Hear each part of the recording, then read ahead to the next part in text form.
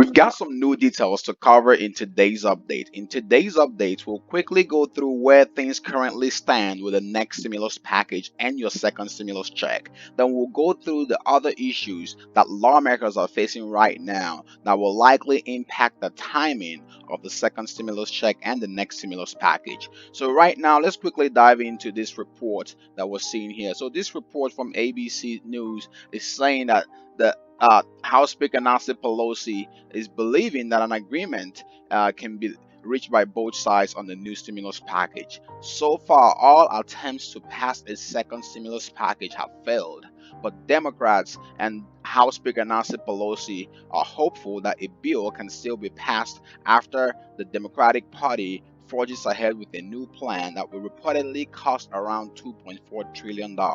So the question everyone is asking right now is, could a deal be coming this week? Basically, before November, can we see something pass before November?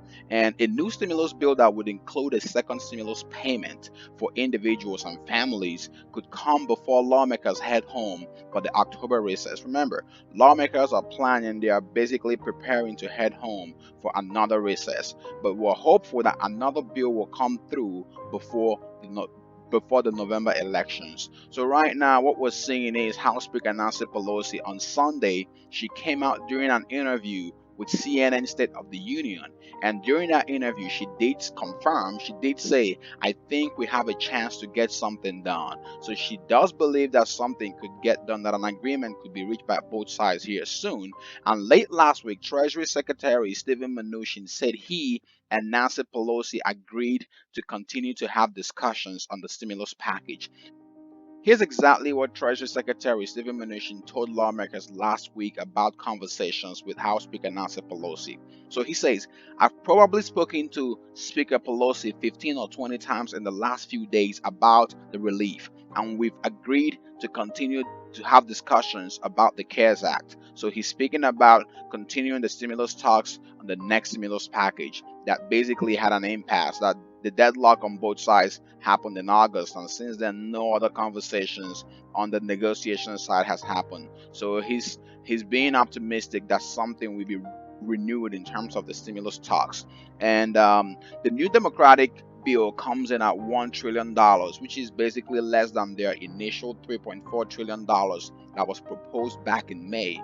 And that bill, which was known as the HEROES Act, managed to pass in the House, but it failed on the Senate floor. So it never went through the Senate. But on Sunday, House Speaker Nancy Pelosi said that the Democrats shouldn't be the only ones to compromise. Remember, the Democrats came down from $3.4 trillion to now around $2.4 trillion, and they've been asking the Republicans to meet them halfway. So Pelosi is saying that they shouldn't be the only ones to compromise on the price tag, and she was basically stating that she would rather come to an agreement than introduce a new legislation, which they are already preparing this new legislation at $2.4 trillion.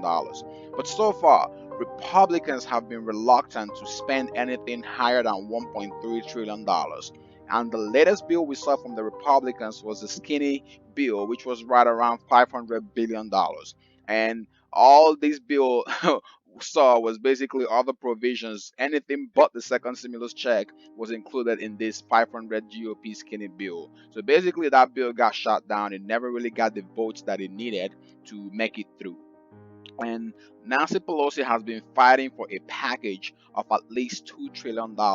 And her argument is that it needs to include $600 per week in unemployment insurance or unemployment benefits. Remember, the $600 per week unemployment benefit ended in July 31st, and the president did sign an executive order which extended the benefits for $300 a week up until the end of the year, but those benefits are pretty much running out, and some states have stopped paying those benefits. So right now, millions of unemployed Americans are in need of this unemployment benefits that has been helping them stay afloat financially. So the Democrats are pushing for the $600 per week, and that's what House Speaker Nancy Pelosi wants. And they also want more money, more funding for states and local government. They've been saying that if they fail to get funding for states and local governments, that will basically lead to a decrease in wages, or basically a reduction in pay for state government workers. So government workers in the state will likely see a salary reduction if this is not approved, according to some of the impacts and reports out there. So let's quickly jump into an announcement that has been made by the IRS. This is just a reminder, not an update. It's just a reminder for those who have not received their first stimulus checks, or those who know people who are still missing the first stimulus checks. October 15th is the last day to claim your payment. The IRS has said that up to 9 million people, or around 9 million people, have still not claimed their first stimulus checks. So all you have to do is go onto the IRS website and register before October 15th. So you have to go to the non-filers tool and register there. Okay, let's quickly dive into another shocking report that has been going around this week. So this weekend, we've seen a new report that came out from the New York Times. And this report basically goes around the president's tax returns. And it says that the president paid no income taxes in 10 out of 15 years, beginning in the year 2000.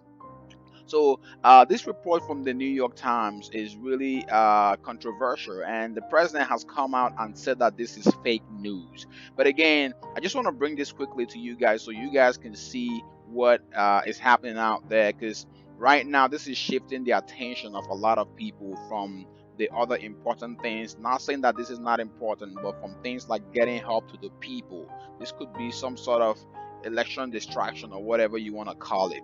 But according to this report that we have in front of us, is saying that the president basically paid little to no taxes in federal income.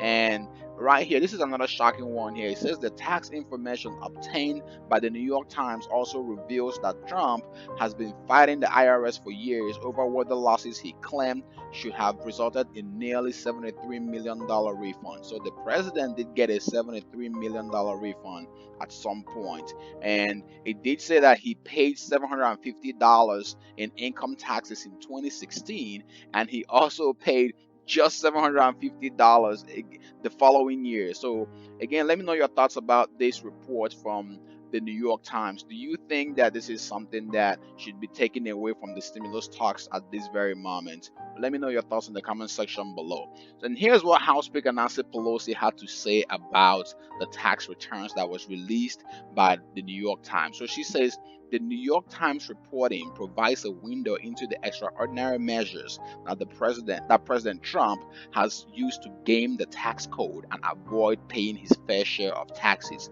while hardworking Americans are basically paying taxes. So it is a sign, she went on to say, it is a sign of President Trump's disdain of the America's working families, that he has spent years abusing the tax code while passing a GOP tax scam for the rich that gives 83% of the benefits to the wealthiest 1%. Again, I'm not here to say whether this is right or wrong. I'm just bringing you the report so you see what's out there. I'm not sure about the legitimacy of this reporting from the New York Times, but the president has said that this is a fake news. I'm sure everyone out there is jumping on this report right now. And again, let me know your thoughts about this in the comment section below. While we wait for Congress to finalize the next stimulus package, you may have to pick up a side hustle or side gig to get some cash or make some extra money from home. Be sure to check out the video on the left to discover the one-of-a-kind website that pays you hundreds to thousands of dollars to just read out loud. This is a free, simple, and exclusive side hustle, and in this video, you'll discover the step-by-step process to get started today. And if you want the best-kept secret to increase your credit score fast, check out the video on the right. Don't forget to help others find this video quicker by liking this video and sharing it. And also, be sure to subscribe now as we track the latest progress on the next stimulus package. See you in the next update. Be safe and thank you for watching.